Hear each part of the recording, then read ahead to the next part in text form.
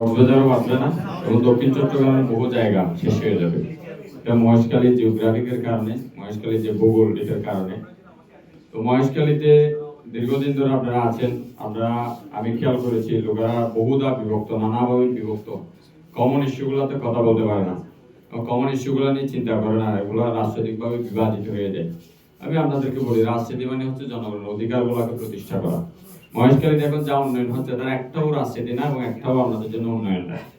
আর সবচেয়ে বড় কথা, আমাদের জন্য উন্নয়ন দরকার নেই, আমাদের দরকার উন্নতি। উন্নতিকে ইংরেজিতে বলে অ্যাডভান্সমেন্ট।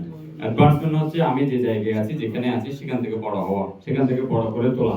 এটার জন্য রাষ্ট্র তার পেছন থেকে যে হাওয়া লাগানো, এনার্জি খরচ করা, এটা নাম হচ্ছে উন্নতি।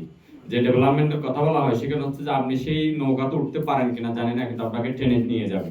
এই যে টেনে নিয়ে যাওয়া, এই টেনে নিয়ে যাওয়ার কারণে মহেশখালীতে কোনো ডেভেলপমেন্ট সাস্টেইন করবে না এবং জনগণের জন্য পজিটিভ কোনো বার্তা আনবে না। আখেরে এটা পুরো বাংলাদেশকে ক্ষতিগ্রস্ত করবে। এটা আপনারা ঠিক সময় এটার পাবেন, কিন্তু আগে ভাগে বুঝতে পারা এটা ইয়াংদের জন্য জরুরি।